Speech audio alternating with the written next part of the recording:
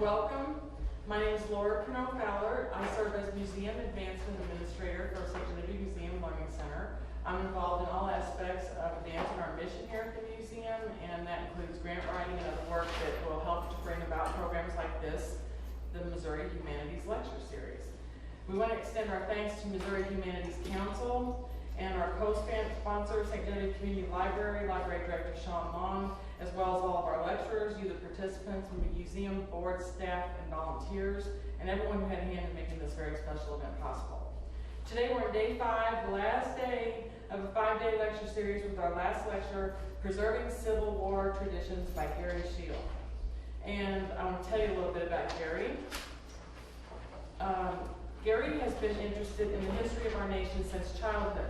He attended Southwest Missouri State University with a major in history and planned on being a history teacher. Gary served in the Army Reserves from 1972 to 1984. Gary's passion is preserving Civil War history. He's an official grade registration officer for the Missouri Department of Sons of the Union Veterans of the Civil War, where he has been a member since 2002. Gary registers Civil War graves in the national database while also helping families to learn about their ancestors who served in the Civil War. Gary has also been very instrumental in historic building restoration throughout the state of Missouri. Gary does battle reenactments at many historic sites.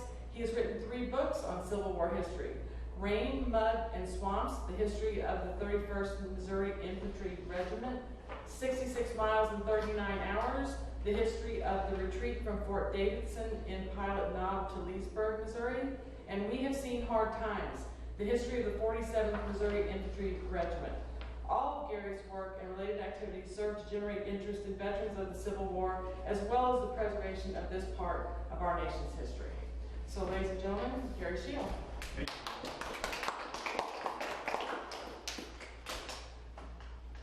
Let's see, nobody brought any rotten tomatoes. I'm Gary Scheel. I'd like to thank you all for coming. So, the first thing I want to find out is, what is the first thing that comes to your mind when you hear preserving Civil War?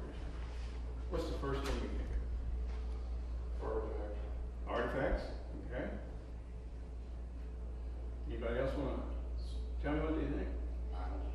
Battles, all right. Battlefields was one of the things. Yeah. Statues. Who? Statues. Statues, monuments, yeah. Keeping them. There is that. But we have, I think this is how this works. Wow, magic. Yeah. Bob couldn't do that. Thanks, Roger. Bob lives down there, post office or some kind of raise that admits that program. Bob's been like that for a while. It's a stamp machine. But Collins' dictionary definition of preserve, the American English part of it, I guess that's how you pronounce it, but it is to keep alive or in existence, make lasting, to preserve our liberties as free citizens, to keep safe from harm or injury, protect or spare, to keep up, or maintain, to preserve historical records, and to keep possession of or retain these records. And that's kind of what, to me, what Civil War preservation is. For us to keep the history alive. And so, like Bob and I are members of the Sons of the Union Veterans of the Civil War, and I think that's a really great organization. I don't know if you noticed the sign when you came into the building. Did you look and see what the motto is or underneath the sign? It says preserving local history. I'm not big, but that's what it says, preserving too. So that's what the museum is all about. And that's what all museums are about. They're trying to preserve what was in the past. How many of you guys ever been to like some of these, like, they got farms, you go to the farm, 1880 farm or 18, and you go in there and you're going like, wow, man, this is really bad. Like, I can't, where's no air conditioning, or, like, can you imagine living in one of these log homes when there's like 100 degrees like it is today with the 100% humidity? But I want to talk about humidity, because humidity is what? Moisture, right? We're going to see how much moisture affects a lot of things that we do. So these are the key words I thought: keep alive, keep safe, keep up, and keep possession of. What's another word that they use preserve for? What's another form of preserve? What can you think of? It could be like to maybe keep alive. Like I thought of like a wildlife preserve, you know, like people they use the wildlife preserve to protect the animals, you know, keep people like from shooting them and stuff. Theoretically speaking. All right, I see. I think I got What's one. up? Wrong way. There we go. What Civil War history are we preserving and how? Battlefields was mentioned. Monuments were mentioned. Was it mentioned? What was not mentioned was the memory of those who served. And to me, one of the most important things, as Laura said, is the graves. Because and I'm a member, and I'm going to push the Son of the Union Veterans, not because we're looking to be members, which we are, but because I think this organization does exactly what it's supposed to do. I guess you have to be right-handed to get this thing to work. So I gave you a sheet of paper, and so battlefield protection. I gave you all the list of the Missouri sites. There's tons of battlefields. I mean, you can go to any state in the Confederates, where the Confederates used to be. You can go into places like in New Mexico, there were Civil War battles, and Colorado were Civil War battles. They were more Indian and Union Army, but they were more, I'd say, they were still during the Civil War. I don't know if you know, like Sand Creek, I believe it was one of the major ones that happened in 1864. But we have Wilson's Creek National Battlefields in Springfield, Missouri. All these places, and they're on your sheet of paper, all these places have friends. If you want to help preserve something, become a member of the Friends of that battlefield. Or become a member, does this museum have a Friends type thing? Yes. So like become a friend of this museum. To help preserve, they have a really small collection of Civil War items. But then I pointed out, you're going to see a little bit later, but there's a photograph out there on the wall as you head back out towards the elevator or go down the steps, you'll see this photograph here. But it was in, last year, we had the Moses Riney ceremony, which was to commemorate the soldier who was in the 68th, I believe it was Company A 68th U.S. Colored Troops Infantry. And you'll see a little bit more about him. A guy, our camp commander, we were called the camp, but our camp commander named Michael Shaw, he was the one that contacted us about helping me with that. And he became so interested in our organization for what we do, he joined us, which I thought was the first time we've ever had that happen. But then Battle of Fort Davidson, or Fort Davidson State Historical Site in Pilot Mountain. That's an hour away. It's an original fort. I used to work there until I got tired of driving an hour to get there, but it's an original fort. I mean, it was an earthen fort. It was built in 1862, 1863. Its primary job was to furnish supplies for like the military here in like the 78th Royal Missouri Militia. They needed supplies. They would go to Fort Davidson because that was the distribution point. The railroad came from St. Louis and stopped right there at Pilot Mountain. That's why the fort was put there. Now you go to Pilot Mountain, if you ever go there and you look, it's surrounded by mountains. Like Shepherd Mountain is 635 feet tall, which is about 450 feet taller than the fort. But you know, it's just one of those things. But the fort has been preserved by the state of Missouri. Fort D Historic Site, Cape Girardeau. It's also there. It has this big building that was built, not a real big building, but a building that was built during the Depression by the CCC, or Civilian Conservation Corps. Yeah. But they built that, you know, they built a lot of things, so that was to keep these young men active. Where's that at here? Well, here. Did you take one of these cards? Well, yeah, I'll look it up there. Yeah. And this has got the address on it. It's right down there by they call it the new bridge. It's right down there by the new bridge. Then we had the Battle of Lexington, State Historic Site, which is again, what is that battle known for? Anybody know the other name for it? Hemp Bells. Yeah, Hemp Bells. In other words, it was known as the Battle of Hemp Bells. The reason for that was the Confederates were being shot at by the Union troops. They had all these hemp bales up there, which were about 4 to 6 feet tall. So they rolled the hemp bales up and stood behind them and fired, and the Confederates did. So that's what it was called.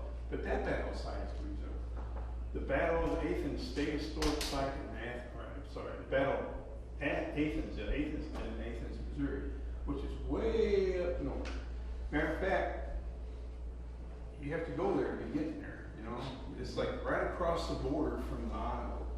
In other words, the Des Moines River, the Union troops were shooting at the Confederate troops across the river. So it's really neat because they still have the building that they shot the cannonball through.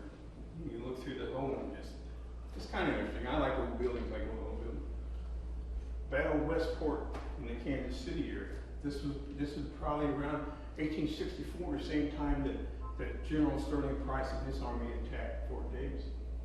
The Battle of Carthage, state historic site in Carthage. This is probably one of the least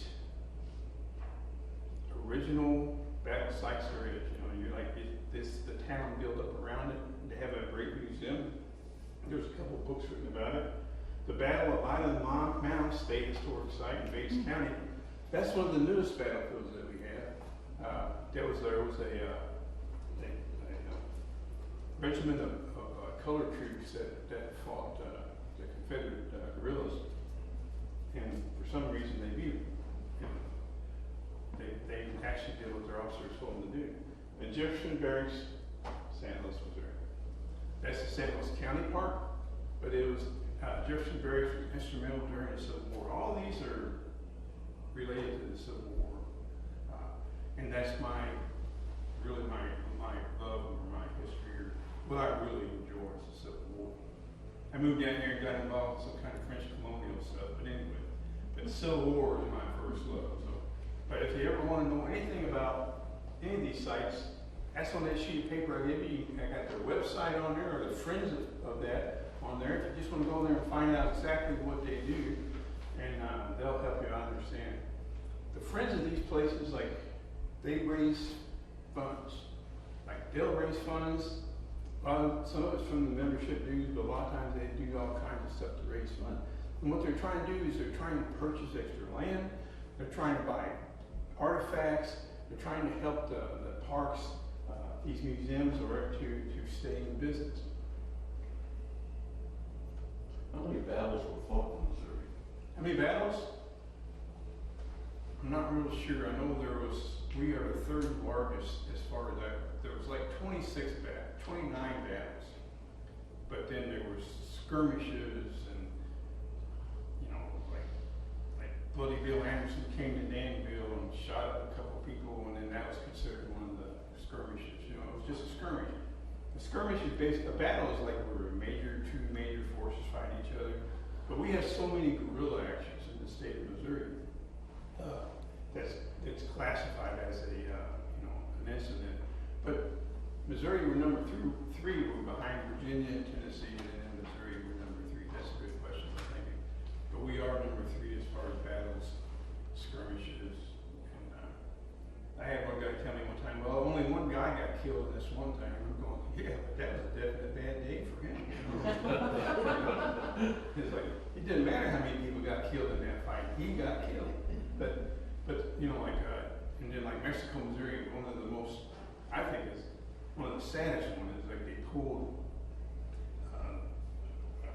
Bloody Bill Anderson and his troop, Joe Shelby, General Joe Shelby and Bloody Bill Anderson, pulled a bunch of troops that were Union troops off the train, and Bloody Bill Anderson was murdered. He got his name Bloody Bill Anderson. Does anybody know how he got his name Bloody Bill Anderson?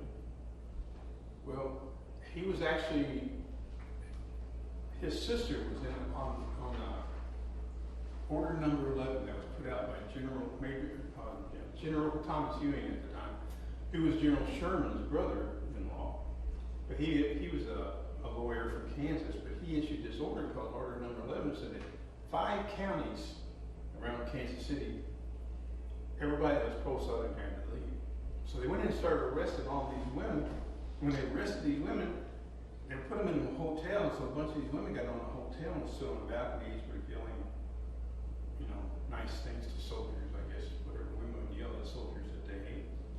And said, and the balcony collapsed. Well, Bill Anderson's sister died in that, and then he blamed the Union for that. And so anybody that wore a blue uniform, or anybody he was suspected was pro-Union, he would kill him. I mean, no question, he'd ride up to you and kill him. And so that's how he got his name, Bloody Bill Anderson.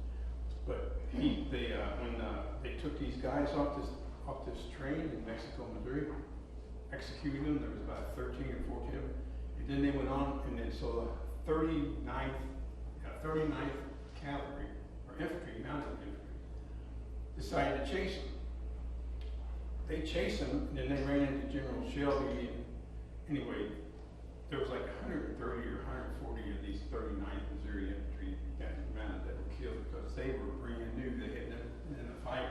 And here's Bloody Bill Anderson and Joe Shelby. They got all these veterans that had fought forever. I don't even know how I got off that, but thanks. Sorry about that. I might stray from things, you know, because I got so much knowledge up here that it sometimes comes out, and I don't even know what comes out, so I apologize. But another way, but these are all important, what we call important battles. Jefferson Barracks, and I don't know if any of you picked up the brochure about the Missouri Civil War Museum. Missouri Civil War Museum, I joined the Sons of Union Veterans of Civil War in 2002, so there was 2 camps up there in this one place when I went to see what I wanted to do. So I talked to one, and I thought, oh, they were pretty interesting.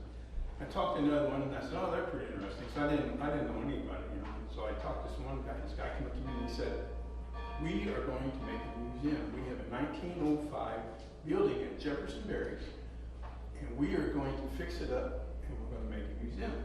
Right? That sounds like better than just going to a meeting and sitting there. But anyway, they took this. It was called it was like the officers' gymnasium. They took that building, which, like, when my first time I ever walked in there, I could look up and see the sky. It had an elevated track. The floorboards, you could look down and see the basement. Something like, whoa, this is like serious repair, because the county was going to tear the building down. But it was a 1905 officers' gymnasium or officers' club. It had a firing range in the basement, had a bowling alley in the basement, and it's like, they were going to tear this building down, so our group took this building over and was going to turn it into a Missouri Civil War Museum. Well, they gave them 13 years to do it.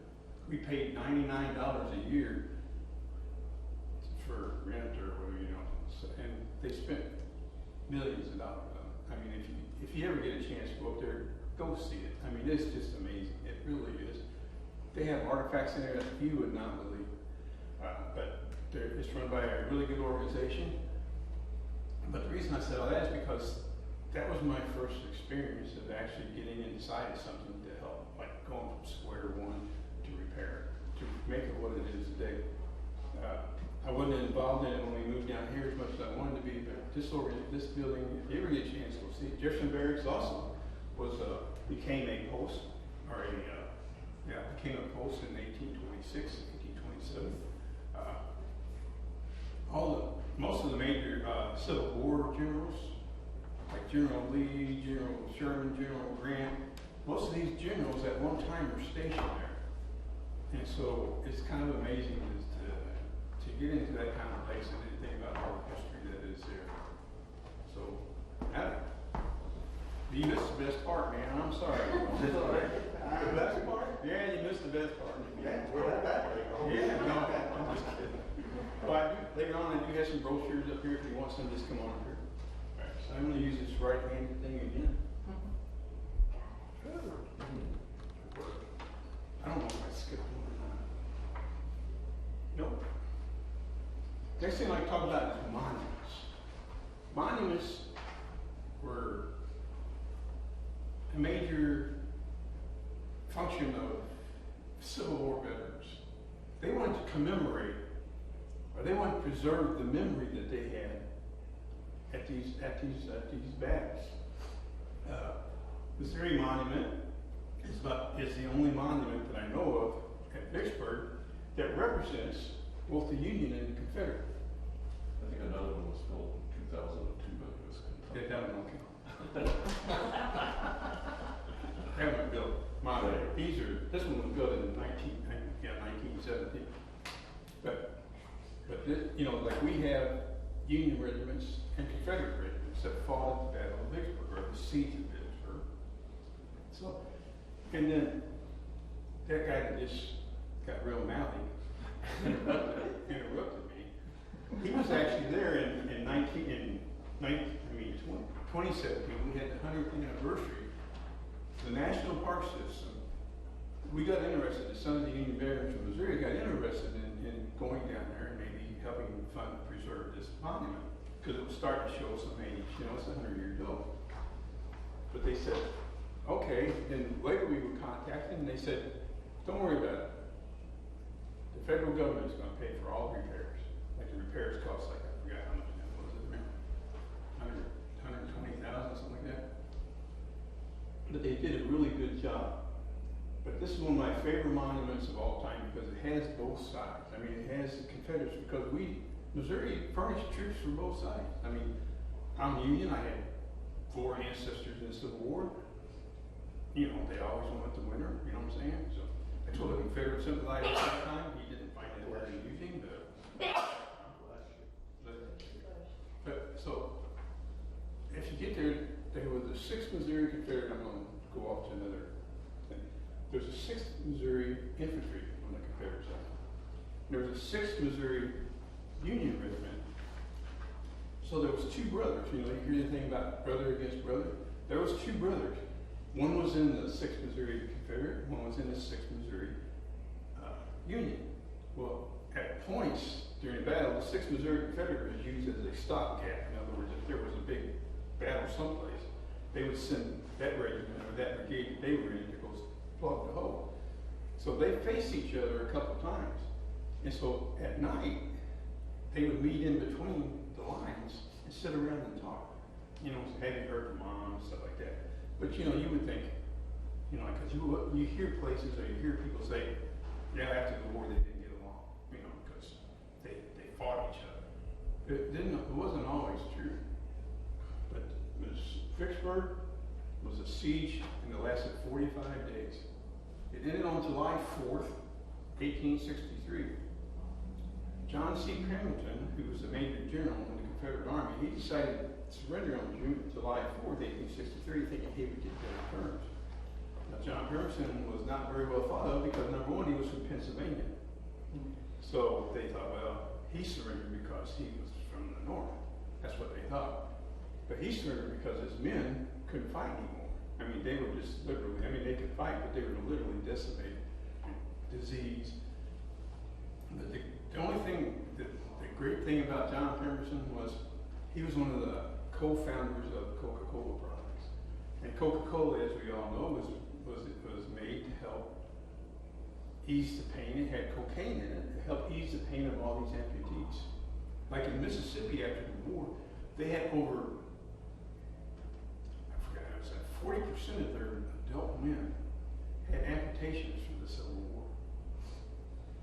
And so that's kind of one of the reasons that they put cocaine in the coke. Sorry about that. If I get really dumb, you know, just say, what's that got to do with preserving anything? But it preserved their lives. You know what I'm saying? It made their lives better. You know? All right. I better not do that. This is an actual photograph of the 1917 dedication. And both sides were invited to attend. It was a big ceremony. I mean, it was a big ceremony. You can see right here where the lady is. They have it covered up with the U.S. flag. So this is the dedication part. You see over here, right here, looks like a bunch of army men. There was a troop of cavalry that was stationed near Vicksburg that they were in attendance. So both sides got together. After the war, like, that's why they wanted to have all these monuments. And so monuments, like, we've had several problems in the nation with tearing down Confederate monuments. If you go back to Missouri Civil War Museum, that one monument in Forest Park that they were so upset about that they had to tear out or get rid of, the Missouri Civil War Museum took possession of it. They paid for it and moved it from there to a warehouse they own. And so their Missouri Civil War Museum is involved in preservation in that way also. But I always thought this was really neat.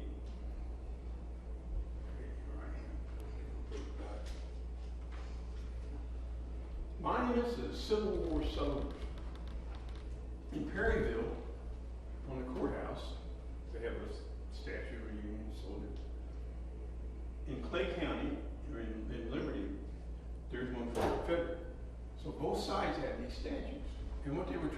was trying to say, hey, that's part of our history. Clay County was one of those counties that order number 11 evacuated, you know, like whenever. This here was put up by the Sons of Union Veterans of the Civil War and the Women's Relief Corps in Perry. And the Women's Relief Corps was an organization that were mostly wives or widows of Civil War soldiers. And their relief corps meant that they took care of, like, if a family member, like if a, say like a soldier died or a veteran died and his wife didn't have enough, or widow did not have enough money, one or children, Women's Relief Corps would help take care of her until she could get on her feet, until the pension started coming in. But these statues are, to me, a great, but they're local. You know, they just redid one down in a town called Mountain Grove down in southwest Missouri. You know, it was one of those things where it was deteriorating, started to get all this stuff on it. And the city and our organization and a couple other organizations, we all pitched in funds for $20,000 to get it cleaned and everything done.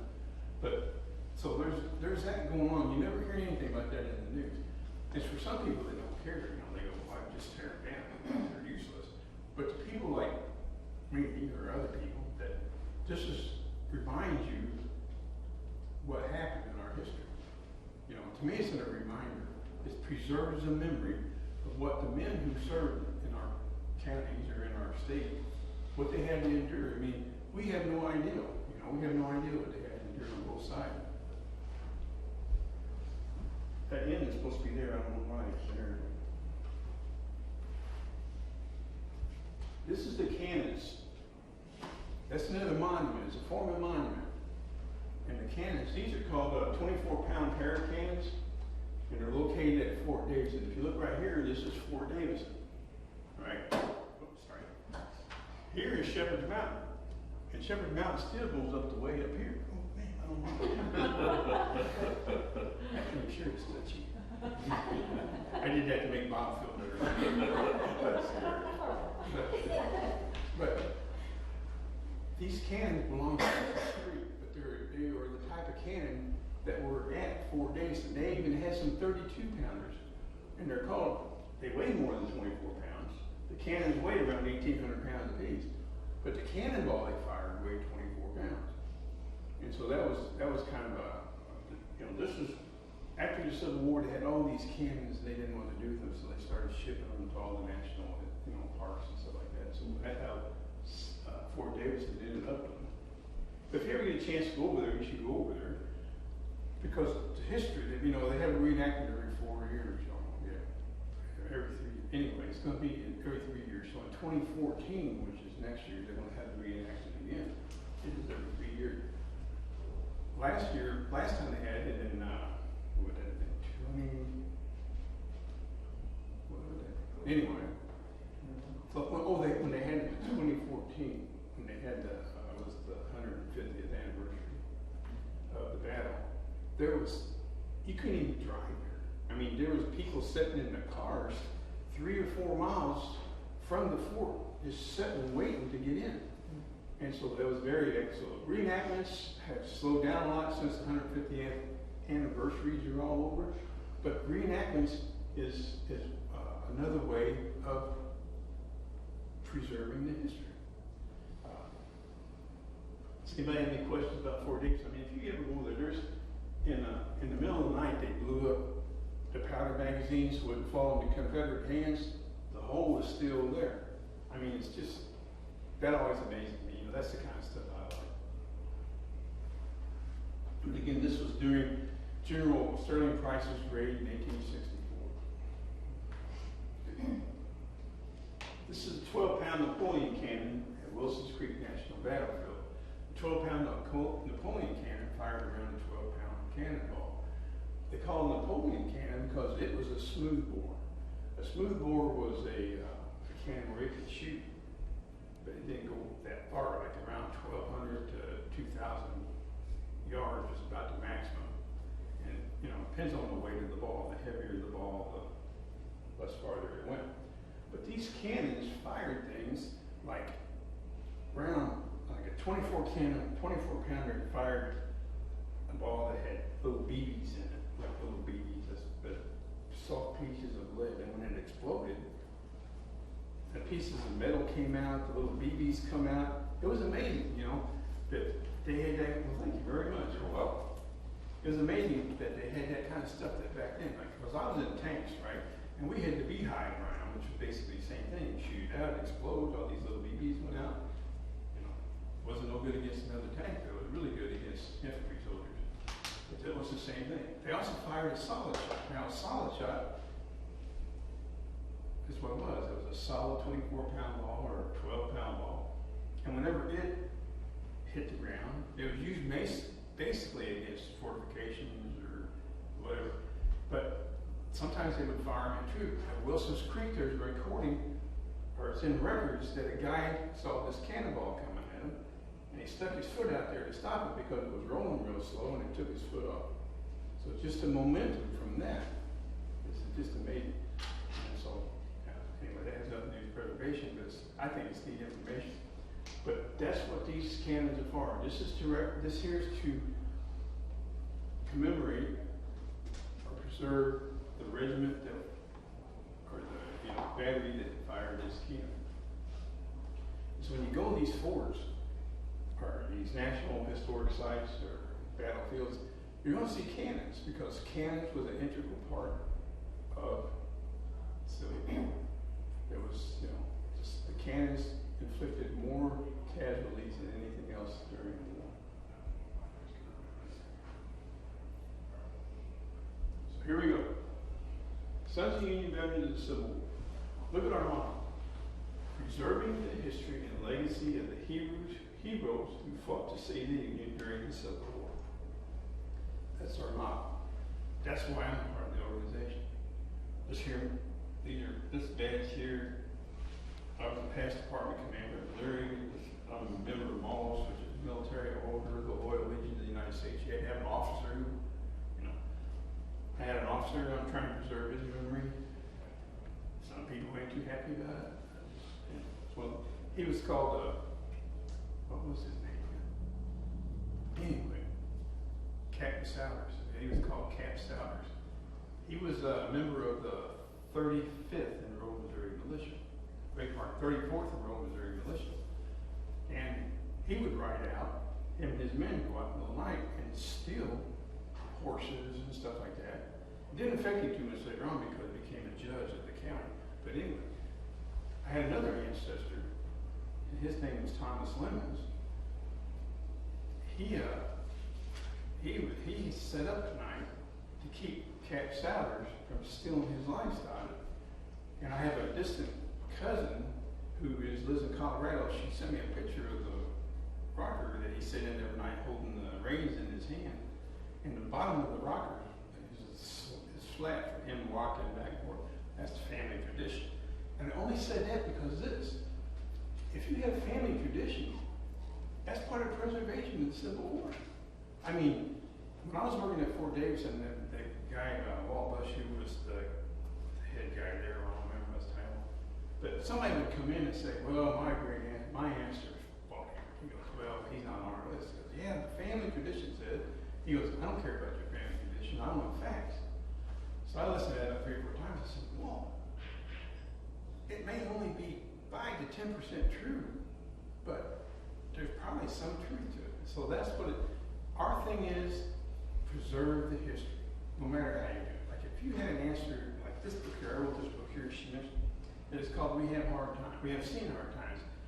I got this from a diary or letters from a guy named Browers, who was a private in Company F, Company F of the 47th Missouri. But he was at the Battle of Pile Knob. He had seen hard times. But he was separated from his wife and kids right now. So the lady came up to me and I was there and she goes, I hear you're writing a book. I go, yes, ma'am. She goes, I want to talk to you, but not here. And I'm working at the fort. I'm going, okay. So I met her later on.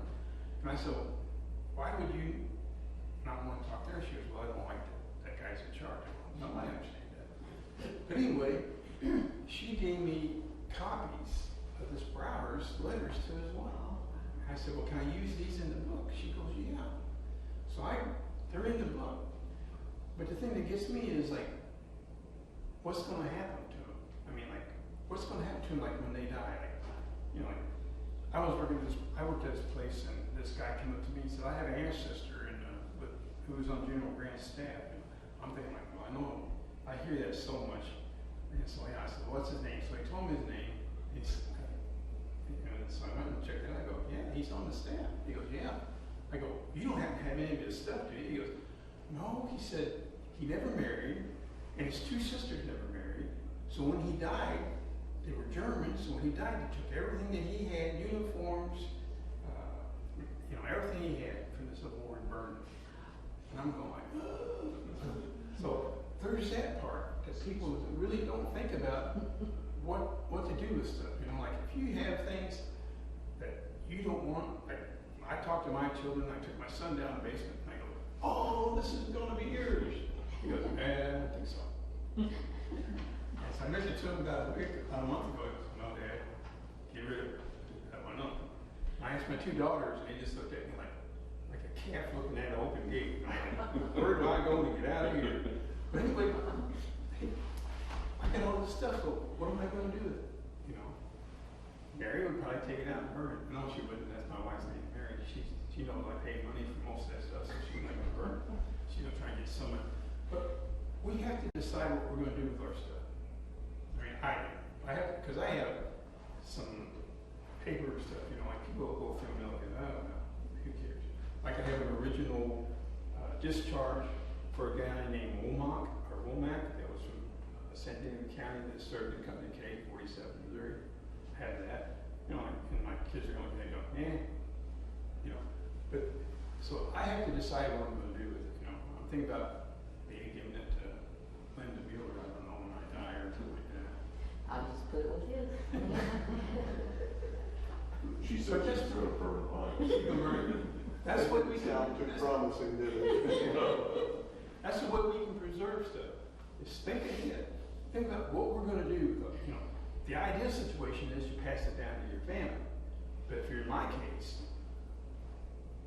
nobody's going to want it. Excuse me, I'm sorry. But you know, so you really need to. That's something to think about. I found out lately that sometimes you're not going to live forever. It's hard to believe. This here's my ancestor. I wrote this book called Rain, Blood, and Swamp. This is my ancestor. And so he was in the 31st Missouri. So the reason I wrote this book was, number one, I was interested in knowing what he did. My mom said, go find out what he did. So I said, okay. So she went with me a lot. But we found out that he was 21 years old. He was 6 foot tall. This is him in the back. He died when he was 89. And he's about 2 months from death right here. And this is his second one. And so looks like she's really short, but she's just humped over, you know. And you can see that they both have canes. But when I started doing the research, because my aunt was the one that did all the genealogy stuff. I'm not a big genealogist. Now, if you want to know something about the Civil War, somebody in the Civil War, I'm interested in finding that kind of stuff out. Like my great-great-grandmother, you know, like, I'm not really that concerned what her maiden name was, you know, but I know all this stuff. But my aunt did all that. But she's the one that found a picture of him that's on the front of the book. And so he had a brother die in the war from disease. And so like, I go, ask my aunt, I go, so what happened to him? She goes, he died of disease. But that's all we know. But my aunt, doing this genealogy stuff, preserved the history of him in the Civil War. Without that, she met this guy named Jim Smith. His name is Fieldings Jenkins Smith. She met this guy named Jim Smith. Well, Jim Smith had part of his diary, went from January to March of 1865. So I copied that in this book, because that's what I like to read. So then, to me, this is my effort of preserving the history of the family. This is my aunt did all the genealogy stuff. I did all the history stuff, what they did. Anybody have any questions so far? 3:38. What time did I start? 3 o'clock. Wow. So I'm not done yet. Sorry. Anyway, that's why I believe that organizations like the Sons of Union Veterans, I think the next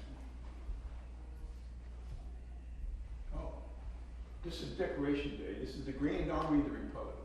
The Grand Army of the Republic was the Civil War veterans who fought in the Civil War. This is a local picture, if you'll notice. That picture is out there, the middle one on the top row of those pictures out there on that, as you go down the stairwell. But this is the Grand Army of the Republic. The Grand Army of the Republic did, you can't really see it too good here, but they were getting ready to, on Decoration Day, which is always May 30th, they were getting ready to go to the cemeteries to lay flowers and have a ceremony. So you can see there's just tons of people there. There's the flag there. This is the old courthouse, I guess. Not that I guess. There's a road from this building here to where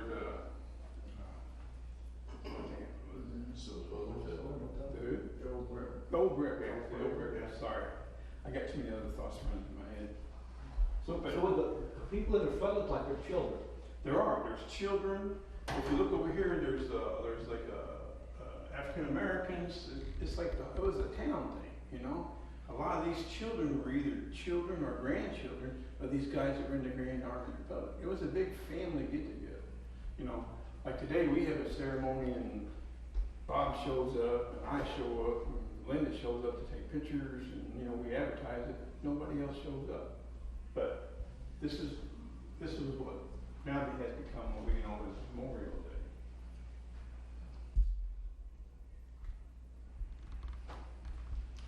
Sergeant George Falk for the 30th Infantry Regiment.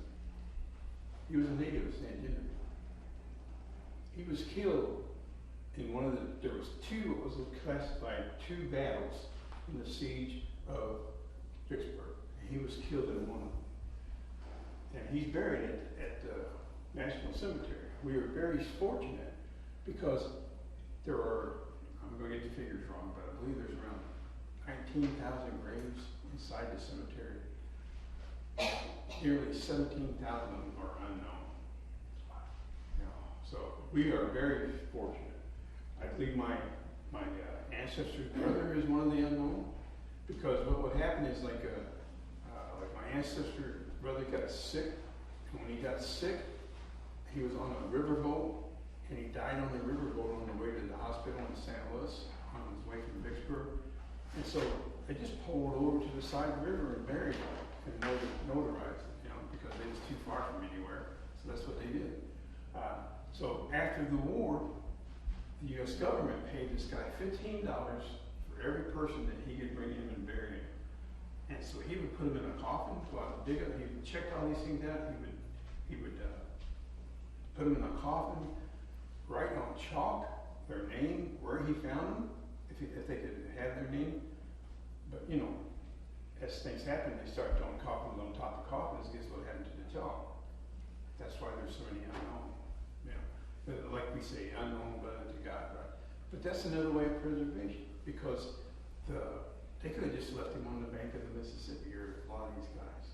And they did it all over. I mean, even like up in Jefferson Barracks, they moved guys that died at Fort Davidson, who were buried in the private cemetery at Fort Davidson.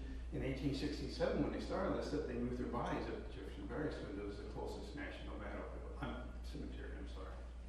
Did you have a question? No, when we went to Vicksburg in 2017, we had other members of our camp there, Tom Reminger, who most people know here, and Scott Reed, whose mother was a Lurk. He lives in Memphis. And so we did a ceremony of Sergeant Falk's grave, and it turned out that all three of us were related to him. It was pretty, it's typical St. Genevieve, we were all related. So it was pretty moving to be there. Yeah, and that's another way of preservation, you know, like, I think, you know, like paying honor and respect to what these Civil War guys did on both sides. You know? I mean, I'm more pro-Northern.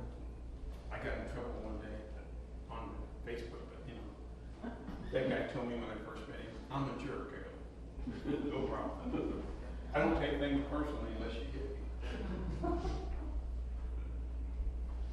So this is what we do as a group.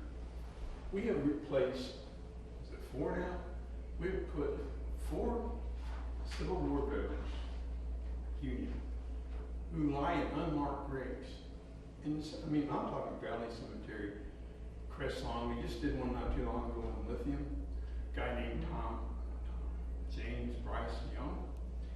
They had like fortunately the record was great, but he had like a little wood cross on it that said Mr. Young on it.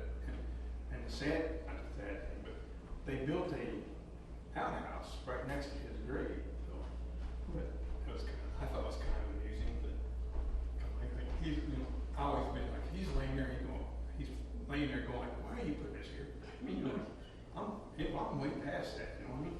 But anyway, this is what we do. We actually get free grave markers from the VA because we are most of the time it used to be strictly family members, but now they said any type of hereditary organization, and we are a congressionally chartered hereditary organization through the Grand Army Republic, so we can get the tombstone grave markers free. So you see, we have Alexander Fontaine. He was a corporal in the 15th Illinois Cavalry. Not, like everybody that served in Missouri didn't serve in Missouri units. You can go and find out guys who served in Illinois, like he was in the 15th Illinois Cavalry. I believe it's the 2nd Missouri Light Artillery, which was formed in Cape Girardeau. Almost a third of the men in that regiment were from Missouri. Just like the 15th Missouri Infantry, almost half the men in that regiment were from Illinois. Because at the start of the war, Illinois filled up so fast, the guys from Illinois ran across the river to join because they wanted to fight because they knew it was only going to last 3 months, right? Well, they found out it was a little bit longer. But the whole thing of it is, a lot of people don't know that. And that's another way for us to preserve history because a lot of people say, well, if they're from Missouri, they have to be a Missouri regiment, right? That's not true, because if you go find a guy, like this guy here was in the 2nd Missouri State Militia Cavalry, right? They furnished him a tombstone. His name was Reuben G. Brown. G stood for Greenberry. I'm not sure why. But it was one of the few instances when we set these tombstones, or grave markers, that the family participated in setting the grave marker. And so I'm thinking, how neat is that to be able to say, I helped set my ancestors' grave marker, and I always think that was really cool, really good. But we do this is the kind of things we do. And we do, this is my favorite thing. It's to find a grave, and like the Valley Spring, the church, the people who do the cemetery or in charge of it, they help us. We say, we're looking for this guy, or Bob usually goes over and says, we're looking for this guy. They say, well, here's where his family plot is. And so we found Alexander Fontaine's daughter. And so we knew then that he was buried next to his daughter because it was the Fontaine family plot. So that's where we put the tombstone. But this is I love this stuff. I'm sorry, but this is one of my cleaning, resetting grave. Gary, just before you get off of that, one of our most moving things was we did a celebration at the cemetery of the last Civil War soldier, the Union soldier that lived in our county. His name was Duval. And many of you know Joe Duval. Joe brought a flag that was on his grandfather's casket. Oh, wow. It was awesome. Yeah, he died in 1939. So he was the last living man. But that was so cool. But Private Franz Brewer, Company H, 2nd Missouri Artillery. I walked around today looking for Scott Reed and Bob and I we try to update this list. And so I saw that laying like that, and I go, oh man, that ain't right. So then I called our camp and I said, here's what we got to do, or when can we do this? And that's what we did. We got it up here on sawhorses to clean it. So we're getting so old, it's hard for us to bend over anymore. But for me anyway. But it was muddy on the back. It had later. I don't even know how, because last time I looked at it before then, it was standing upright. But so we picked it up, turned it over, put it on the sawhorses, and cleaned it up on the back. And here's how it looked when we got done with it. And you know, it's our way of paying respect to keep the memory of those who served. You know, like, I mean, I know the cemetery there. You know, they took care of it. You know what I'm saying? But we're the ones that put it back in the ground. There was another guy there named Hiram Berry. Walked up there to put a flag on Memorial Day, and his tombstone was laying on the ground. So, wasn't too much longer later, I had a next camp meeting. I go, hey, we got this guy laying on the ground, you know, and they said, yeah, let's go with it. So we're that type of group. I mean, to be honest with you, there's like 6 of us that pretty much are active and do that kind of thing. But that's why I think it's so important that we have organizations like ours that help to, because some of these guys don't have family around anymore, you know, like this guy named that we did last month, Bryce Young. We had no contact with his family, and we had like what 25, 30 people there. And one guy said, "Well, that's my great uncle." So we had no clue, you know, we had no clue. But he cared enough to show up for his ceremony. Cleaning markers in local cemeteries, we do that. This here is and if you look at that painting out there in the hallway of a guy named Moses Riney, who was a African American. This is his grave. This is Michael Shaw. He's now our camp commander. He wasn't a member of our camp at the time, but he contacted us. I believe I said that already.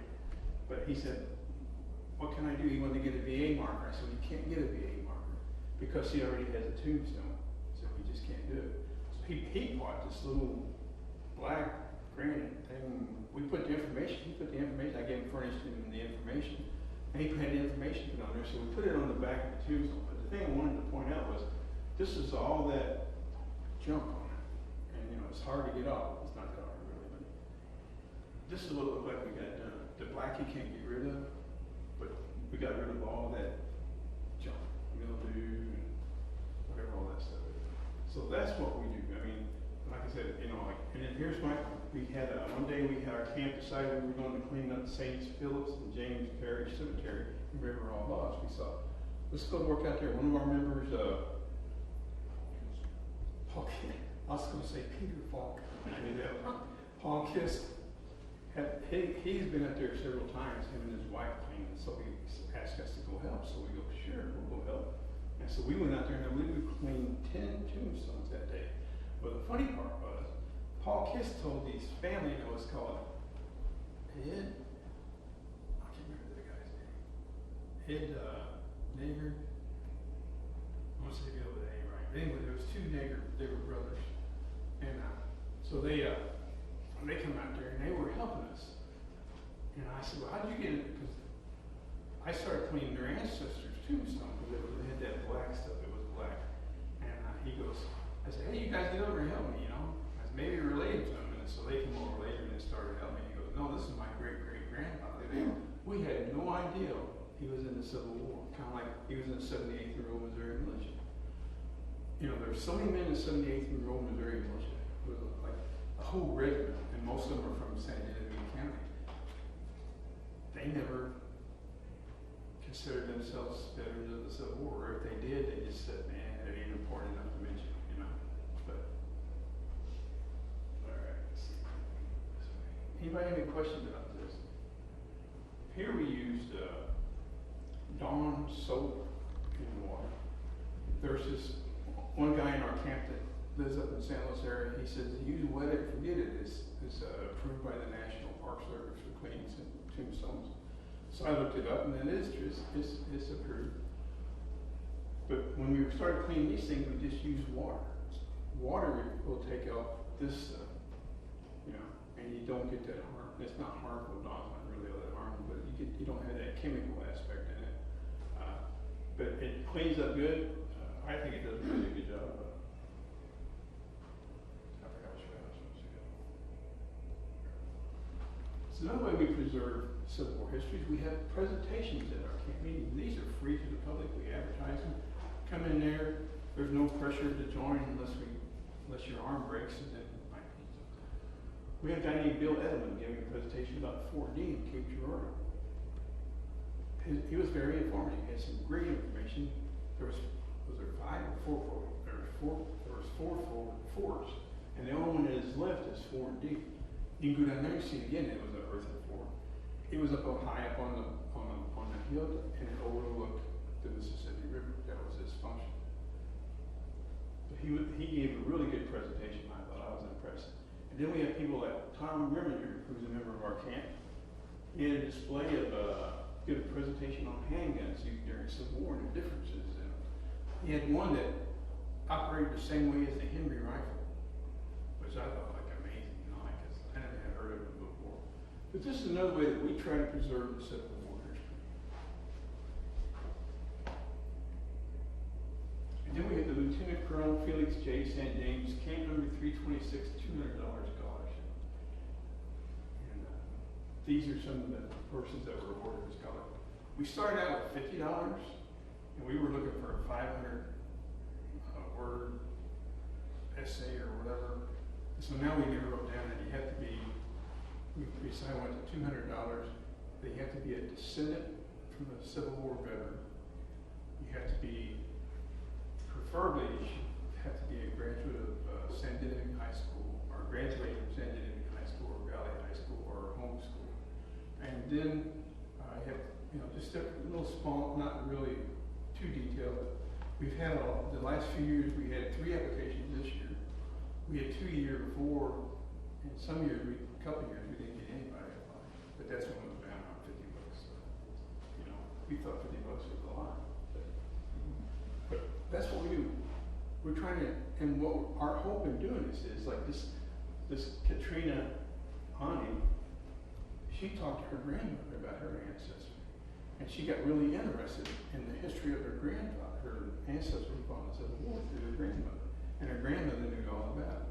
So we want to foster younger people, maybe ideal or hope that they will become interested in learning a little more about the Civil War, at least what their ancestors participated in. By the way, her ancestor died in 1863, September 1863, after the Battle of Siege of Leasburg. Well, these look different than one on my computer. But tall, I don't know, that's not even on the right page. But these are school activities. And here's one of the activities that we do. Our Sons of Union veterans have a medal certificate that we present. The only one we get to present to is in Poplar Bluff, because everybody else has their medal, the closer one. But this is our main goal right here, is the living history at the Perry County Military Museum in Perryville. We had 2 schools come through. It was set up for like homeschool, but we had the Catholic school come through, and it was the Lutheran school came through, and we had like 5 or 6 different, and so we educate them. Here they're learning about a little bit of history of the Civil War, and then that guy would march them around for a while and let them practice shooting and stuff like that with wooden muskets. But that's our goal, is like to have some kids' eyes and like, wow, this is so cool, and they don't teach it in school very much anymore. It's like they might cover it for maybe 2 to 3 weeks at the most, if they cover it at all. And so we used to be able to get into St. Genevieve's school. We used to do for the 8th, 7th graders. Every year we would have cannon. We would have 3 or 4 or 5 different stations. I know we had like 7 or 8 different stations, and they would rotate. But somewhere along the line, I guess after COVID, we've never been able to get back in there again. I think they start looking at people like me. You guys are crazy. And I want to go back. See the flags? We got there that day. It was one of those days when the wind was blowing 40 miles an hour. It was gust up to about 120. It seemed like it. So put the flags in. Well, I have like, my flag holders are like little metal pieces that you stick them in there and bent them. The wind bent them. So there was a guy there, he had a real hardcore one, like a solid piece of pipe, metal pipe on a rod, and they didn't blow the rest of the day. So Bob Mueller, who's a member of our camp, said that's a good idea. Maybe I'll make them. But he had his brother make them.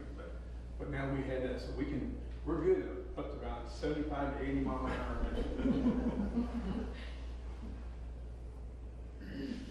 another way we do it. We do like a local reenactment. We have 2 of them we do.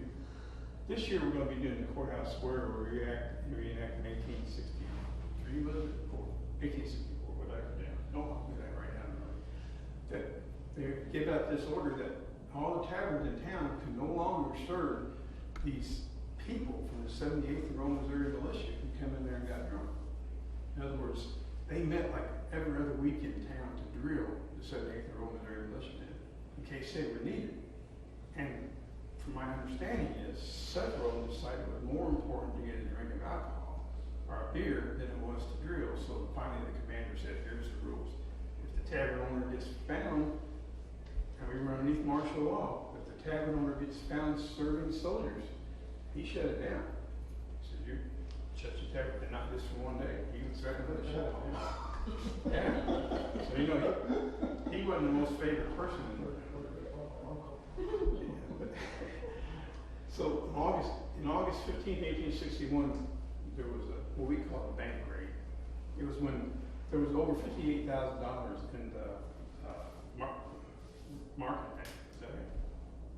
It was a branch of the St. Louis Union. Yeah, it was called the market bank. There was a branch of, so the people in St. Louis who were the main bank got worried about it, so they contacted General Fremont and said, hey, go get our money, because there's this Confederate general named Major General Jeff Thompson, who was coming in and taking money out of banks to help fund the Civil War for the Confederate side. So $58,000 during the Civil War was a lot of money. So General Fremont ordered 8th Missouri to come in, 8th Missouri Infantry, to come in and take the money out of the bank and bring it up to him in St. Louis. So guess who they used as a guide was Lieutenant Colonel Joseph Felix St. James, because he was a Navy. He brought him into town, 250 men. They surrounded the town, what they said. I'm thinking, like, how do you surround a town the size of St. Genevieve with 250 men? But that's what they did. And then the commander of that unit said, made this proclamation and said, you guys treat all the Union 7-fighters good, or not, I'll come back and wreak havoc in your life. It's not exact words he used, but that's kind of what he was saying. So we reenact that. So this is us. Bill Nader's acting as a bank president. His name was, what is it? Furman. I was going to say Ferdinand. Furman was there. And so he went with the money up to St. Louis, because he wanted to make sure that it actually got there. Did he ever get it back? Not that we know of. So got it? Oh, no. General Fremont got the money. Yeah. He gave it to the bank president of the Market Bank. Oh. That's what we think. We're not sure. Here's our camp commander, Mike Schaaf. He plays a really good drum. I think he's got experience at it. Was that a reenactment or was that real? I'm getting one if it wasn't real. The way he was staring, this is me right there. I'm trying to carry this guy, and he's like almost a dead weight. This is Bob. And I'm being like, good night, dude. Other organizations who are like us that focus on preserving the memory of the Civil War, people like Military Order of the Loyal Legion of the United States, Daughters of the Union Veterans of the Civil War, Ladies Auxiliaries of the Sons of Union Veterans of the Civil War, National Women's Relief Corps, Sons of Confederate Veterans, United Daughters of Confederate Veterans, Civil War reenactors who reenact these battles, and they do living history. And the many different museums throughout the United States, national battlefields and national cemeteries, like that list of paper I did, that gives you like all the, pretty much the major battlefields in the area and how to get in contact with them if you would like to.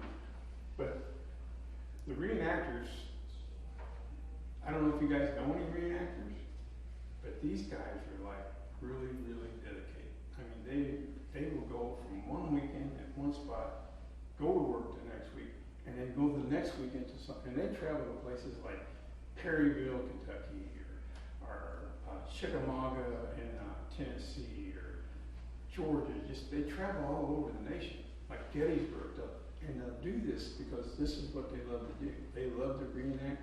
They love to preserve the history of what the Civil War was like. Like one year there was at the battle reenactment of Gettysburg. I believe it was the 150th anniversary when they actually let the cannon land on the reenact on the property.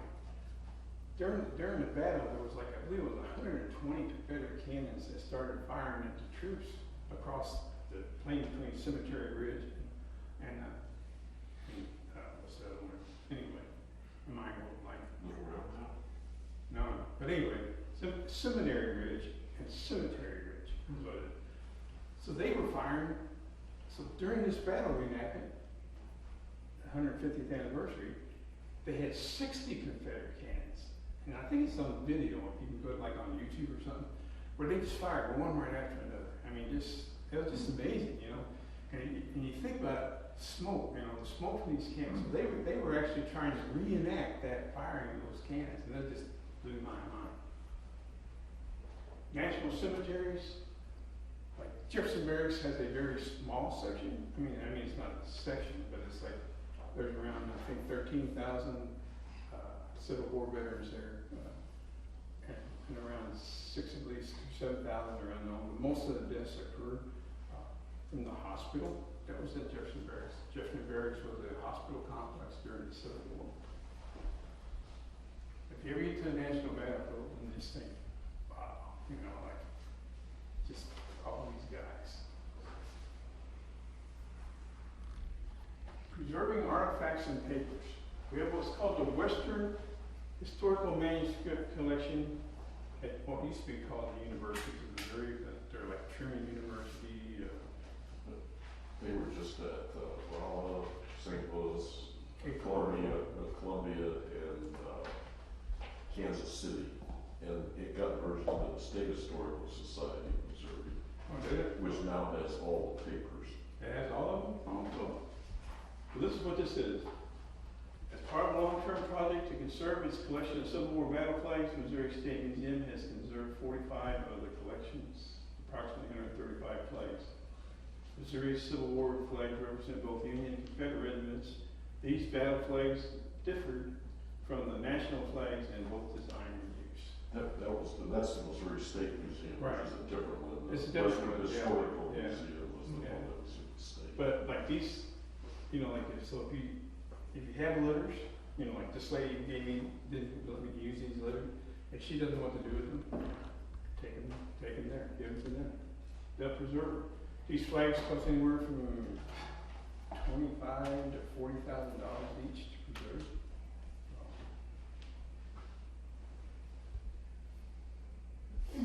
Now we have St. Genevieve monuments. Our camp put up in 2011. This was the bank. It's no longer there. It's, you know where that, what's it called, Bell Ever After store is now, but it used to be like a standard gas station or something like that. But that's where this building was. That's the Roser building. The Roser building? The Roser back, was it? Yeah. Yeah, I don't remember the name of the bank. But Well, it's not the one that is usually depicted in Jesse James okay. reenactment, but that was on the corner of Market. That's where- Merchant and. That's where Milford and gas station was, right? Yeah. This here's on the corner of Main Street and Merchant Street. So we have that plaque up on one, it's called an arbor. I called it an arbor. You know, it has wisteria or something on top of it. Then we have St. Genevieve's Lost Monument. So this is your guys' task to help us out. The Daughters of the Union Veterans of the Civil War had a publication where they have Civil War Union monuments. And in it, in 1978, it was published, and on page 91 it states St. Genevieve County, St. Genevieve Union Monument in a cemetery. Doesn't say which cemetery. So we don't know what happened to it.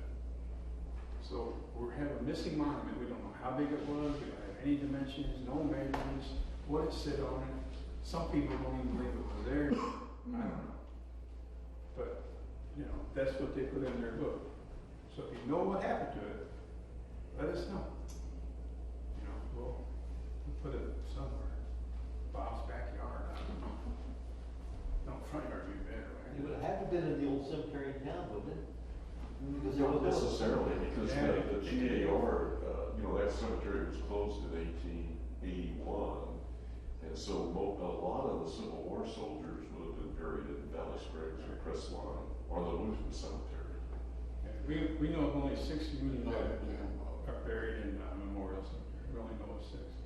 This Is there anything in some of the smaller parishes in the county that it might be? I don't know. I mean, I've visited several of the cemeteries, and I've never seen it, but I don't know. You know. But this is what we're looking for. Our Sons Union veterans, we have a collection of, the Department of Missouri has a collection of all the monuments that they can find in Missouri. This is the one that I was asked where it was when I first moved here. I go, I don't know, I'll go find it, but I never did find it. Family history. Find out if you had an ancestor in the Civil War. There's free websites, like the Missouri Secretary of State website has a free site. You can go in there and type in your ancestor's name. Just type in their last name, maybe the first initial of their name. And if you served in the Civil War, you probably will show up. The reason this site is better than the Civil War soldiers and sailors websites because that website only has those who were in the federal service. Like the 47th Missouri Infantry was a federalized unit. The 78th Missouri Militia was not. So according to them, you will not find anything on the 78th in here, but then on there you'll find the 78th Missouri Infantry in Missouri Militia. Then we have Family Search. Family Search is by the Church of Latter-day Saints, Mormon Church. It's a free site. You know, some people question the validity and the accuracy of it, but you know, it's a place to start. It's a place to start. Almost every state has a site that you can access their database free of charge. Like what was that guy Fontaine was in the 15th Illinois Cavalry. You can go into, I always type in Illinois Civil War veterans, and one of the places that shows up is the Illinois Secretary of State office, and they have a site that they have a list of soldiers who served. Google books. I'm looking for a guy to say like the 22nd Missouri Infantry, big part, 22nd Ohio Infantry Regiment. When it first started out, it was the 13th Missouri Infantry Regiment, which our namesake is Lieutenant Colonel Felix St. James, was the assistant commander of that regiment. But after the Battle of Shiloh, where he was killed, it became the 22nd Ohio Infantry. So if you're walking through the cemetery and say, oh, look, there's a guy from the 22nd Ohio Infantry. I wonder how he got here from Ohio. And 9 times out of 10, he was from Missouri. Like we have a guy named Beauchamp. He was in the 13th Missouri Infantry, and then he finished the war in the 22nd. So that's how he's listed on his tombstone. So I find on Google Books, I can find just about, I type in like the 22nd, but I typed in the 22nd Ohio Infantry, and what came up was one of their generals, was it general, anyway, one of their books, that adjutant general report, and he had a list of everybody in the regiment, but volume 4 started out with 56, and went to like 82. So I typed in volume 3, and then it showed up. So, you know, if you put enough time into it, you can pretty much find if your ancestor and what they did. What can you do if you have artifacts to preserve? Letters and photos, don't burn them up. If you don't want them, the kids don't want them, give them to women's organizations. Books are hard to sell anymore. Nobody wants to buy books. Donate your book to a library or a museum with the understanding that if they have more than one copy of that book, they're going to probably sell the other one. You know, you got to understand that. That's just what it is. Artifacts. Never try to make them look bad. Never try to make them. You know, like some people, like this here is my. This is called Burnside carving. It's really in bad shape. You see, like it's got modern screws in it. You know, it's got everything that's supposed to be there, even on the top. You use a rivet or something here on the top. Oh, that's the bottom of that screw. But it's a neat carving. And I bought it at one of the gun shows here in town. I wasn't really looking for it, you know. I had no intention of buying one, but I went over there and I saw it. Now, it's really smooth right here. I mean, it's like it's rounded out, like you can't even see the right feeling on the edge. So I asked the guy, I said, what happened? This Burnside was invented in 1859 by a guy named Ambrose Burnside, who became the general of the Civil War. But it used the metal cartridge like this. So he would stick metal cartridge in there like that, You don't get your hand up here, but man, it'll pinch you like you would not believe. So carbines were used by cavalry, and they would fire and throw it away. But this gun has a smooth end on it like this here. You can look at it later.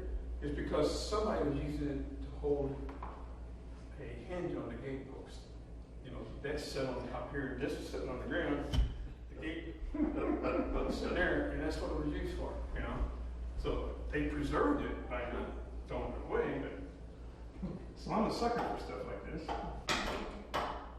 Now, this got a little bitty hole in there, so they put a cap on the end. So the little hole they would fire. And I asked the guy one time, so what keeps it from getting wet, like in the rain and stuff, you know? Because the hole where they cap holds up and sends the flame through there and shoots the gunpowder. And the guy said, oh, they would use beeswax.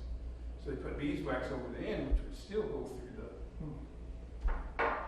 This here is a original 1862 Bible.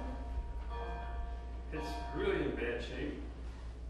A friend of mine and I we belonged to an organization that we were giving a school presentation. So the wind was blowing like 30 miles an hour. He's out there waving this thing around, flew out of his hand and landed on the ground. I'm just thinking there, standing over there holding my weapon, thinking, man, I wish I had a live round. But I didn't think that. I think he just ruined my Bible. So then he handed back to me and I said, man, did you know that was original? No way. I go, yeah, it was original. So, but anyway, this here is a picture. And my mind ain't working at all. There was a metal picture, what do they call that? Tintype. Tintype. So it was a tintype. So during the Civil War, guys, this is nobody we know, some lady gave it to me, a friend of mine gave it to me. But they had a pocket here in their coat, sack coat. There's many instances where a guy's life was saved by the Bible, or even the Bible and the tintype together. These are some things. As you can tell, this one was not preserved real well. Then I have other things up here. Weapons are pretty easy to get rid of, but it depends on the condition. You know, I paid a lot more for that than I needed to or wanted to, and Mary agreed with me on that point. Equipment that are original are easy to get rid of, but depends on their condition. Museums are going out of business because of lack of support. If you give them something, they may sell it. You know, it just depends on if it doesn't mean anything to you, or you know, it's just one of their options if they close. Preserving accoutrements and weapons. What's an accoutrement? Anybody know right offhand? Money? Say again? Money? No. This is an accoutrement. Accoutrement was anything that the Civil War soldiers. This here is an actual 18th Civil War cartridge box. It was made in St. Louis, Missouri. So I found out on eBay. I had that. I got that for a really good price. So since I had that, this cat pouch came up a little bit later. I didn't get it for a real good price, but it was made in St. Louis too. You can tell because it's stamped right here. But if you look at these, and one of the things we're going to talk about a little bit is the caking and stuff. See how this is curled up? So when leather leather back up before 1880 and before was sold by weight. So what they would do is they put all this oil and all this other stuff in there to help it weigh more. And then when they made stuff like this, when the oil started leaving, so it would curl up and it would crack. You see some of these things are really cracked pretty bad, but they're still, to me, you know, that's what I like. I like stuff that would use, you know, if I want something brand new, I go to a place that sells reenactors stuff. But these things are like, I don't know what I'm gonna do with them, you know, but my kids, that's one of the things my son does, I don't know when. But these are things that we need to take care of, you know, you have to plan ahead. This here was this is called a cartridge box plate. You see the two little, I don't know if you see the two little slots right here. That's what held that cartridge box plate on them. This is the infantry end symbol from the Civil War. The infantry had like a little, this is found here in St. Genevieve. Guy was telling me he was cleaning one of these houses down here on Main Street before the fourth flood, and he ran his hand along the root seal or concrete, or seal or whatever it was for them. He felt this, so that's what he found. He's gonna get rid of them, so I said, hey, I'm not gonna. These are called grape shot or canister. This one here was my grandfather's. His great uncle in St. James, I don't know if you've ever been to St. James, where they have that iron works where they drop this is called grape shot or canister. They would drop it down to hot steel, it would cool, and then once it hit the water, it would turn into this. And it had a tail on it. You see now, you can't see it, but it would have a tail on it, and they would saw the tail off, they would take it to St. Louis. My grandfather's great uncle by ox cart would take it to St. Louis. It was a 2-week trip. Not St. Louis, he would take it to Gasconade, town of Gasconade. And then that's where they would get on the riverboat, send it down to St. Louis to turn it into this. This here is the same thing, made the same place. This one here was found at Battle of Tuzaw Valley, which is over by Steelville. Somebody comes to you and wants to sell you a cannonball. This is what one really looks like. I mean, it's been in the ground for a long time. I'll pass this around if you want. They weigh 2 pounds. They don't look like it, but they weigh 2 pounds. But the rust on there is the oxidation causing the metal. And so if you think about it, if somebody comes to you and says, like, this one I know was the original, because my grandfather told me that. You know, he only lied to me 2 or 3 times in my life. But he was pretty serious about history. But anyway, he was saying that. And then that one there is very, very rough. So that's what they look like coming out of St. James. These are some different types of bullets from the Civil War. You'll notice they're kind of gray. That's from laying in the ground. That nobody has yet to be able to invent a process that would mimic that. So if somebody tries to sell you a Civil War bullet like this here, stuck inside of a tree bark in perfect shape, you know they're lying to you, because these bullets, when they hit something, they would flatten out. Are those made out of lead? They are made out of lead, yes, sir. This here is my Camp Souders horse bridle, or horse bed. It's not in real good shape, it's rough. But one thing I try to emphasize is never clean anything up. Never clean. If you like this leather, you might be able to put some on to help preserve it. But like if you take this rust off of here, make it all shiny, if this thing is worth anything, you just made it worthless. Because very few of these come with the curb chain. I was wondering why they call them curb chains. I just figured it's because they pull the horse up, and that would bring his chin down, that chain would choke him off, and so I guess they curb. So I think I'm done. The humidity, which I was going to talk earlier about, is the worst thing. For leather accoutrements, for weapons, it's the humidity. And even in leathers, they say, if you're going to store them somewhere, keep them out of ultraviolet lights or sun, keep them out of the humidity, and at least try to keep the temperature around 70 degrees. That will help preserve it.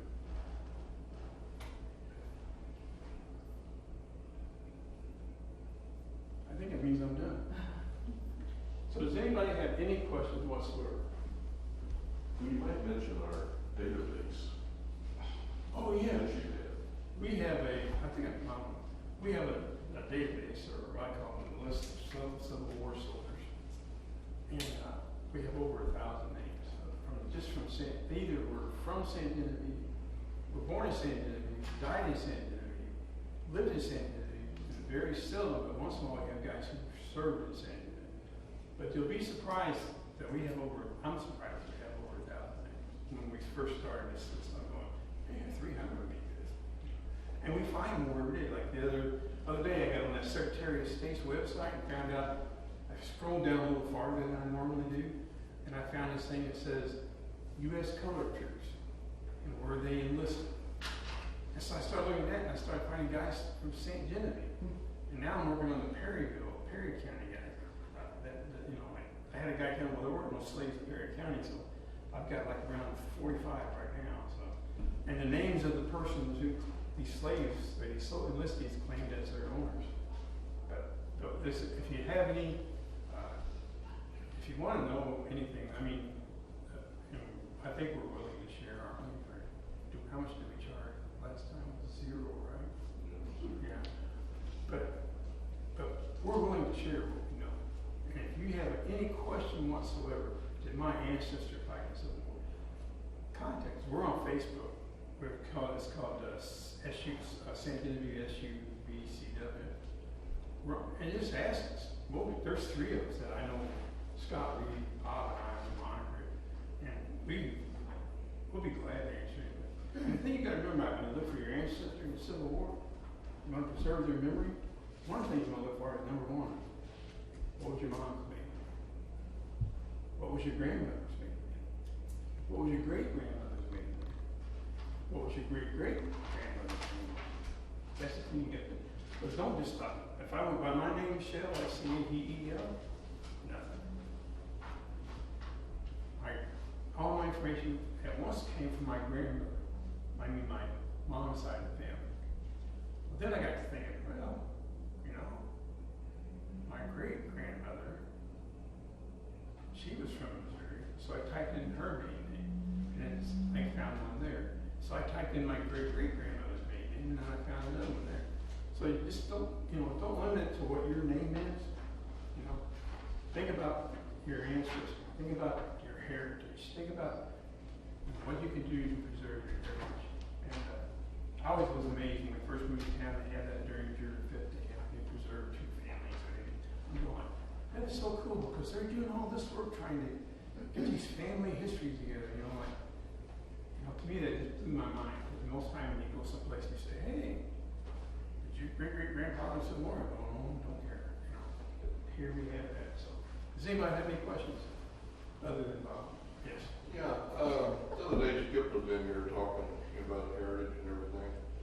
And I was kind of taken back. I did not know that there were so many slaves in St. Genevieve City. He said over 50% of the population was slave population, which kind of took me back. I thought it was only like 3 or 4%. I did not know he said it was that high. Well, given that, and if the truth or indifferently, what I'd like to know is, when the Civil War was starting, St. Genevieve, or Missouri, was a heavily contested state. They didn't know which way it was going to go. Right. So I just wonder what the real population thoughts were in the late 1850s, early 1860s, because if we had that many slaves in this town, why were there not more Confederates in around town here? Or where are they today? Or what's the history of it?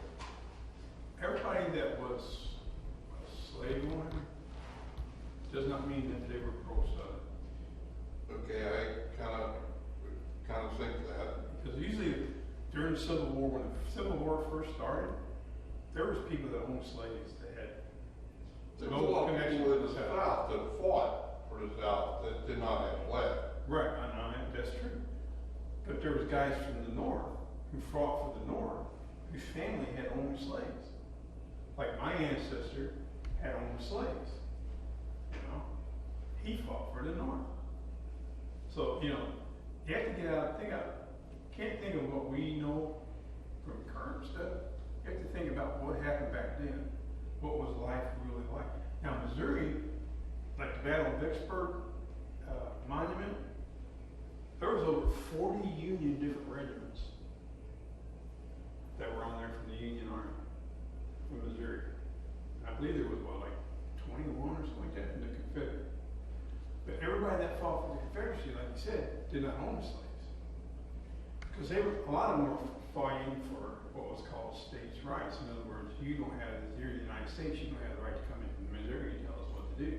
We were a border state. We had a governor in 1860, 1861 named Thomas Jackson.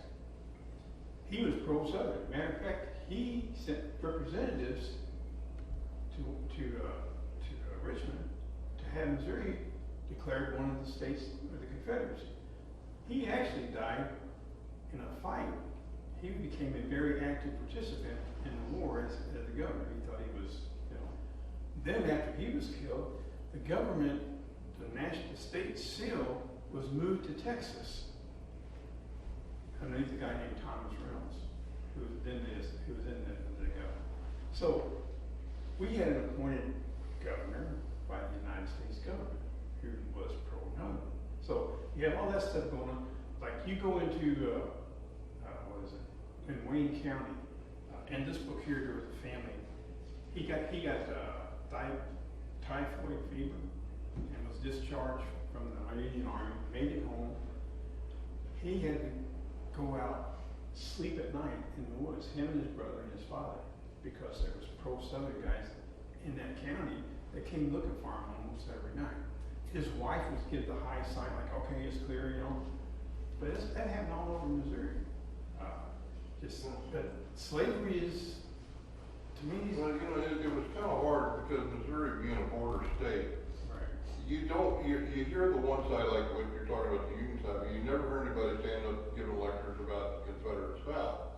You know, the War of Northern Aggression is what Southerners like to refer to it as. Right. So I'd like to hear their side of the story, their perspective from a historian that says, well, here's what our perspective was. When you go to Vicksburg, they'll tell you that story. I went through Vicksburg like 3 or 4 times already.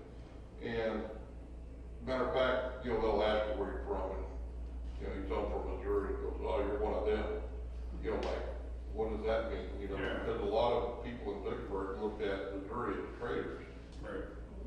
And We're the 13th star, the 12th or 13th star in the Confederate flag. So we had a big General Price, General Marmaduke, General Shelby. They were all related. They were all from north of the Columbia, you know, Columbia, Missouri. Howard County up in that area was totally, almost completely pro-Southern. So, you know, there's people who knows a lot about the Confederacy, you know. I'm just one that don't, pardon my saying this, I don't really care. You know, I have no interest in it. isn't it kind of ironic, you go north to find a Southern perspective? It's called Little Dixie, Yeah. and for that reason that Gary said. Yeah. I Well, just I mean, think, just look at Grant's family. I mean, the Dent family was pro-Southern, had slaves, and Grant, you know, he You look at our list, you'll find like, Lombardier, is that how you say that, Lombardier? You'll find them on both sides. You'll find little chances on both sides. I mean, if you look at the list we don't have a very complete list on Confederates because, like I was looking at a guy named LeGrave. What was his name? McGraw, What is it? that one you just posted. Yeah, the one I just posted. If you want to go onto St. Genevieve genealogy page, or I have like a St. Genevieve Civil War Facebook page, I've been posting here lately the soldiers who died on this day. Like today, there was a guy named LeGrave who was from St. Genevieve, and he died on this date, I believe in 1931. But he's buried up in St. Louis because after the Civil War, he moved up to St. Louis and signed his oath of allegiance up there. But that's the kind of things you get. You know, like a lot of guys that, like we had one guy, I can't remember his name now, he came home from the Civil War as a Confederate, and he was killed by pro-Union guys. I mean, after the Civil War, Gideon Chadwell wrote his son, Alexander, was it Alexander? Yeah, Alexander Chadwell, who was an officer in the Company E, 2nd Missouri Confederate State Cavalry, told him, don't come home. Because if you come home, you're going to be killed. Because that one guy was killed. Well, he came home, what, 8 years later? 7 or 8 years later, he finally came home by the time his father was dying. So if you want to find out who was one of the principal starters of was it the Presbyterian Church? Alexander Chadwell was one of them. So if you really think about it, we got a lot of Southern history, just not much known about it, because there's not much reported about it. Fortunately, there was a diary, or letters that was written by him between Gideon, the story is that Alexander would mail the letters home. He would put the letter in a Union envelope with a Union stamp into a Southern envelope with a Southern stamp, and mail that to a friend in Nashville, who would then take it out of the Southern stamp and mail it home to Gideon. That way, he would get it. So there's these letters reveal where Alexander was. He was a captain of Company E, 2nd Missouri. So, you know, there's stuff like that, you know, and these letters are in existence here in town right now. And so it's pretty interesting, but what's going to happen to them, you know, like. Well, they're published, Bob Schmidt. Right, he wrote a book, yeah. That diary. Yeah, wrote a book, yeah. Roger, just to your point, I don't recall any enslaved population as high as 50%. 1766 was 45, but over the whole colonial period, it was about 35. Well, that's what bothered me. He said that percentage was actually higher, Bob. He said it was up as high as 60%. There's a 1849 slave census that I think is online. He said he was getting his information from the tax records and.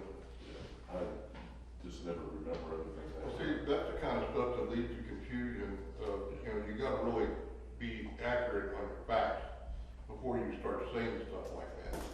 Well, we're all sometimes as historians, we don't always know everything, and I've learned a lot of things over the time period that we thought happened and it didn't really happen that way. So you have to look. But that's another part of finding things out, you know, like verify everything somebody tells you. Just because they said it doesn't mean it's true.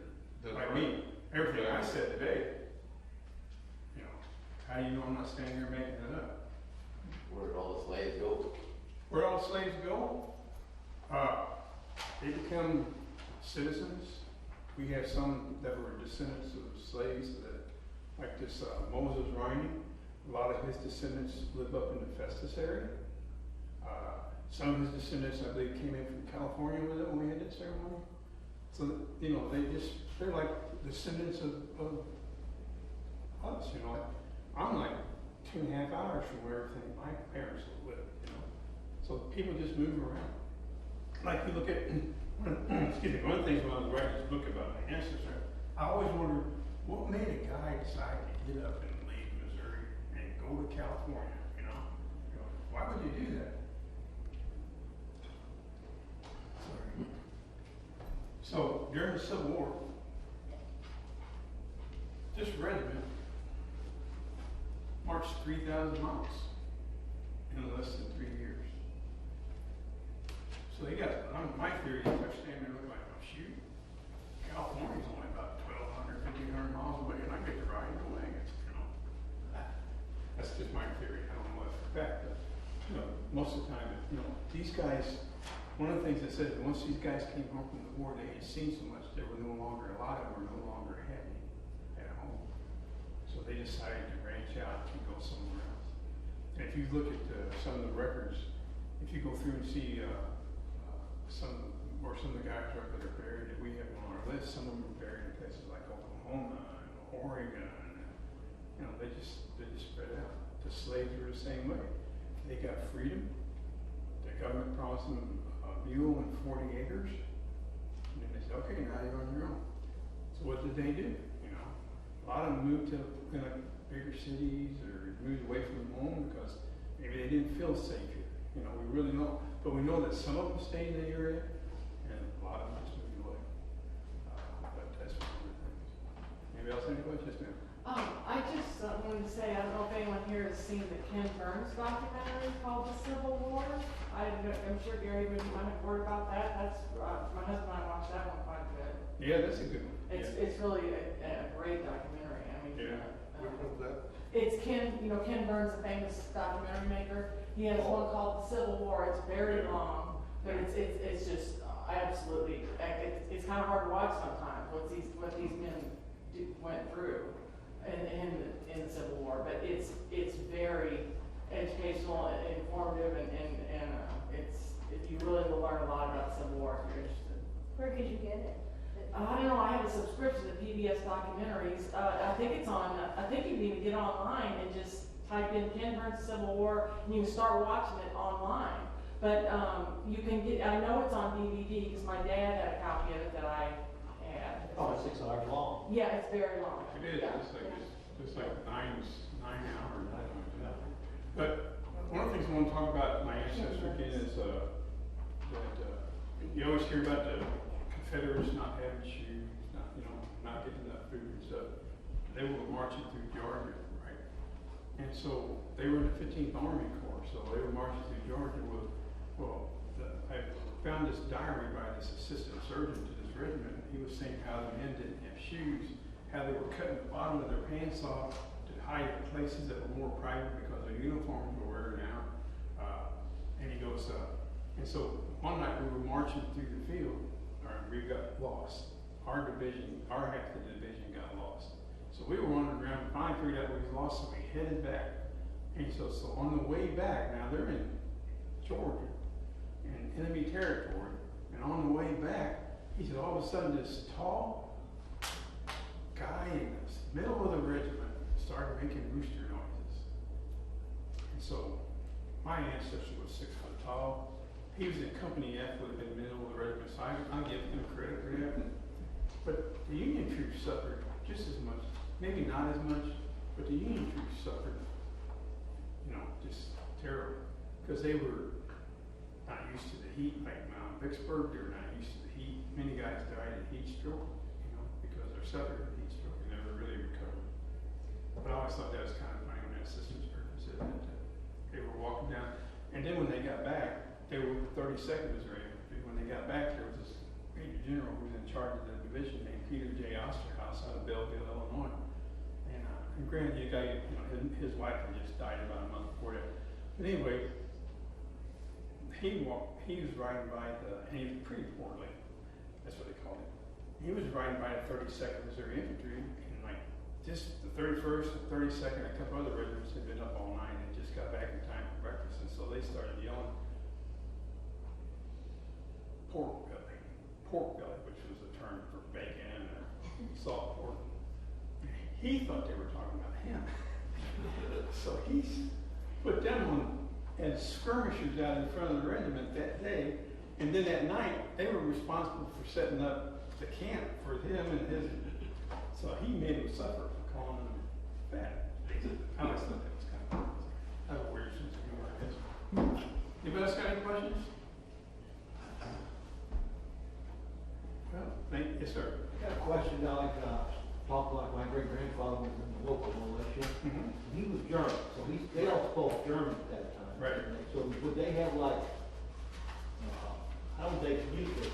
Well, in here, I don't know for sure. In here, Company G was German from Washington, Missouri. The officers spoke German. During the battle, they would give commands in German, and his company knew what to do.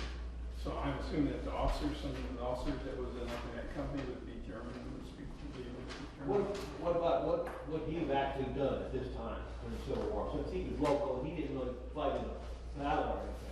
I know. We figure he's probably one of the drug addicts. No, I'm just kidding. I don't even know. I'm sorry. I should say that. But only thing we ever had found was the 78th Enrolled Missouri Militia was they were sent to Perry County to guard a bridge, and that is the only service that we have ever been able to find that they did. We know they were accused. There was a guy named Gustav St. Jim who was the provost marshal. He was deaf on. He was very. He hated the officers of the 78th Enrolled Missouri Militia. He would say that all the officers and most of the men in the 78th Enrolled Missouri Militia were pro-Southern. And the reason for that is, in 1862, they come up with this law that said if you do not join a state militia or a regular unit, you'll be considered a Southern sympathizer. So therefore, you were going to help pay for the war. They taxed you. So some of these guys who were said what this did was, person who were on the line and pulling fight for Confederacy, they were gone. People who decided, well, I'm pro-Southern, but I ain't going to fight, so they would join the Enrolled Missouri Militia. That way they wouldn't have to pay the taxes. So this Gustav St. Jim was probably correct to a small extent, but I believe that my personal opinion is if they were a German heritage, they were not pro-Southern. But that doesn't mean, because like, if you go to, that fort there in, South Carolina, what's it called? What is it? Is it Moultrie? No, yeah, the one that was bombed at the start of the war, kind of thing. But anyway, I didn't care for this, but they were, after the battle, after the Union forces surrendered, the Southerners manned that fort with a regiment of Germans. So there were Germans that fought for the South and all this. One guy here in town named Charles Beale, he was a German. He was pro-Southern. He joined the Missouri State Guard, which was one of the earlier forces. Again, nobody had any questions. I think You know, that's the kind of stuff I was talking about. Here's this guy probably come from Germany. Say it again, please. He could have come from Germany. Right. I mean, Well, that I don't know. so they didn't have slaves in Germany at that time that I know of. They were very. You might have had indentured service. Well, I know most of the Germans that came here from Germany was trying to escape, like the war, or the influence of they were like, basically they were servants to whoever was in command. So they were trying to escape that, you know. Yeah, very few Germans that I have found, but there are some that are pro-Southern, but there are some that are pro-Southern. I find that a little strange. There were a couple that, I think, two that owned slaves too here. Really? Yeah. Somebody asked that question one time, and Somebody hold my kid there. I'm sorry, to make you hold all that. No, that's okay. We know a lot of them. Thank you very much.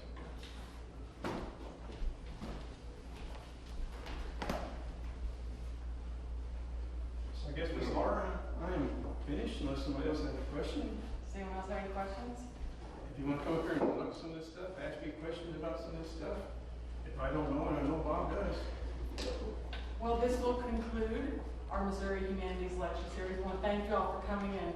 We developed a following here for our Missouri Humanities Lecture Series. We're really grateful for everyone coming, but we almost feel like we're friends with those of you who've been coming back and back. And I'm not going to keep you. I'm just going to stand by the door and make sure you have a survey for us and for our grant funder so we can see how we did. And I'm just going to ask you a favor to please talk about us. Tell friends and acquaintances the good experience you've had down here, and because they're doing good things down here. Check our website, check our Facebook page, and see what we have going on, because we have just a ton of great programs going on that anyone at any age could enjoy. So thank you so much. Thank you, Gary. Thank you for everything you put in.